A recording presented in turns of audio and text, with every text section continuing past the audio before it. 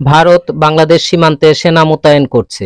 এক সংবাদের বরাতে জানা যায় ৩৬,০০০ আর্মি জড়ো হয়েছে বাংলাদেশের সিলেট সীমান্তের কাছে। এছাড়াও আর্টিলারি সিস্টেম, সাঁজোয়া যান সহ ভারী অস্ত্রশস্ত্র নিয়ে বাংলাদেশ সীমান্তে টহলদারি বৃদ্ধি করেছে ভারত। কলকাতায় বাংলাদেশ দূতাবাসের সামনে পতাকা পোড়ানো সহ বিক্ষোভ মিছিল হচ্ছে সরকারের মদদে। আগরতলায় বাংলাদেশ দূতাবাসে হামলা করেছে উগ্রবাদীরা। তৃণমূল কংগ্রেসের মমতাও বলেছেন বাংলাদেশে জাতিসংঘ শান্তিরক্ষী বাহিনী প্রেরণ করার কথা। বেনাপোল, হিলি, নীলফামারী, কুড়িগ্রাম, সিলেট, কুমিল্লা, ব্রাহ্মণবাড়িয়া ইত্যাদি সীমান্ত এলাকা ঘিরে রেখেছে লাখ লাখ গেরুয়া পোশাকধারী উগ্র হিন্দুবাদীরা।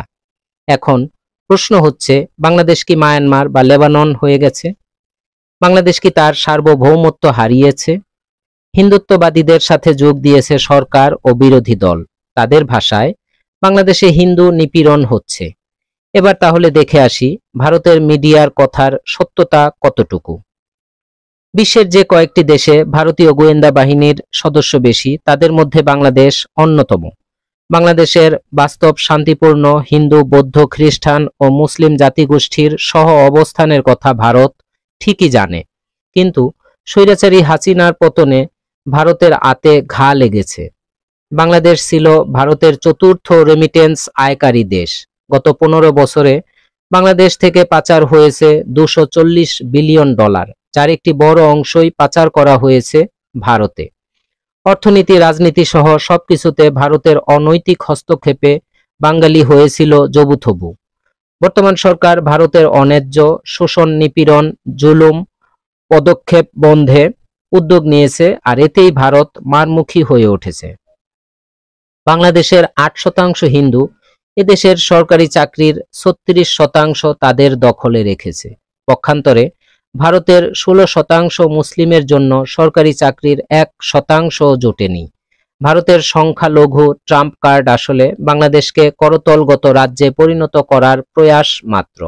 ইসকনের চিন্ময় দুধে ধোয়া তুলসী পাতা নন। বাংলাদেশের হিন্দু মহাজোট নেতা গোবিন্দ প্রামাণিক বলেছেন, চিন্ময় কৃষ্ণ ধর্ষণ ও শিশু বলাৎকারের সাথে জড়িত। ভারতের রাষ্ট্র আধিকারিকেরা বাংলাদেশের হিন্দু নেতাদের কথা শুনছেন না, বরং বজরঙ্গ বালির মতো লম্ফ জম্প দিতে পারে এমন থার্ড ক্লাস সাংবাদিককে দিয়ে একের পর এক মিথ্যা গুজব সংবাদ ও ভুয়া প্রামাণ্যচিত্র প্রচার করে বিশ্ব জনমত তৈরি করছে। তাদের উদ্দেশ্য বাংলাদেশে সাম্প্রদায়িক দাঙ্গা লাগিয়ে একটি সার্জিক্যাল স্ট্রাইক পরিচালনা করা। যদি ভারত বিমান ও নৌবাহিনী দ্বারা বাংলাদেশে সার্জিক্যাল স্ট্রাইক চালায়, তবে ভারত শুধু রক্ত, কান্না আর লাশ ছাড়া কিছুই পাবে না। সত্য তো এটাই, ভারত রাজনৈতিক কারণে বাংলাদেশে বিশৃঙ্খলা লাগিয়ে দিচ্ছে, ধর্মীয় কারণে নয়।